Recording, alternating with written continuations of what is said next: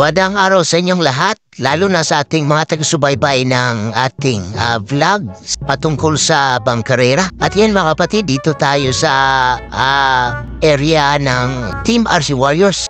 Isang karangalan po ang makasali at makalahok sa National Pambot Race na gaganapin doon sa Malayaklan para sa Chris Cup 2023. Dalang-dala po ng Team RC Warriors ang bandila ng Island Garden City of Samal, Davao del Norte. At sana po'y papalarin ang Team RC Warriors doon.